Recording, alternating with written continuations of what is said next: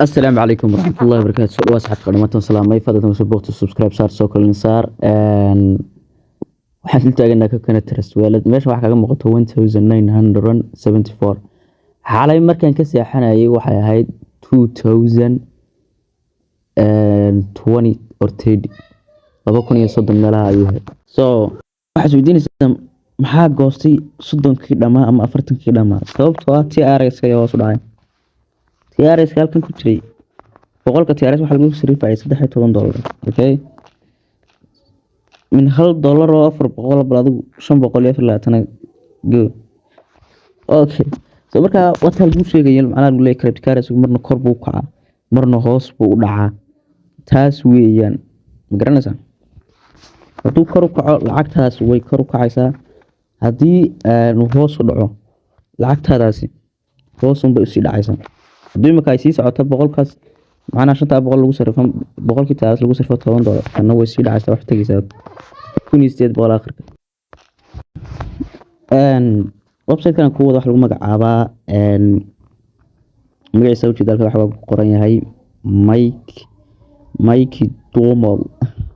mikedomol.com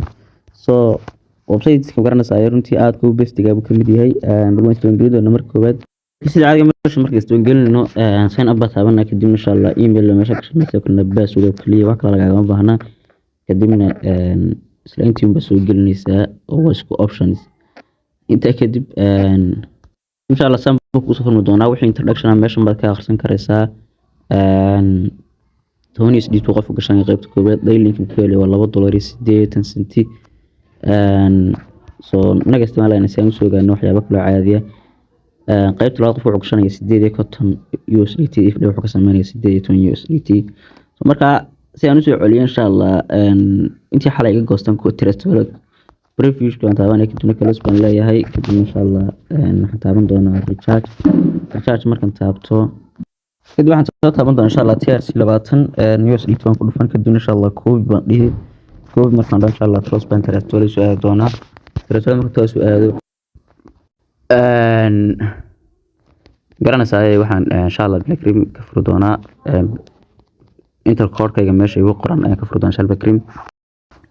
this out video waxaan ku dhufan doonaa qaybta USDT kadib insha Allah sin dhawaan leeyahay kadib insha Allah kamaan link baas ku leeyahay and then stay ku USDT baan gelin insha Allah confirm CD after confirm in aan ku dhufto confirm and then insha Allah Black waxaan si koob garaysan doonaa address-ka insha Allah si koob garaysan doonaa waxaan ku soo laaban doonaa website-kii kadib insha Allah back baan dhihi doonaa halka midab crypto currency ku xigo waxa weeye hal mar baa lacagtii bash ku jirtay iyo ka darkaysan waxa ku dhufan doonaa qaybtan soo jeedo FIB2 markaan ku dhufan insha Allah cream sidaan buu soo bixin 2.9 USDT kadib insha Allah 18 USDT weeyaan kadib insha Allah to complete baan leeyahay bayad markaan dhaho automatically waxaan ku dhufan doonaa home-ka kadib insha Allah markaan home ku dhufto withdraw baan ku dhufan doonaa withdraw markaan ku dhufto insha Allah ay USDT meeshan gelin kadib insha Allah walad darasayaan gelin after that na password-ka gelin kadib insha Allah confirm baan dhihi confirm markaan dhaho withdraw successful wala soo qoray automatically ay transfer ku aad insha Allah cream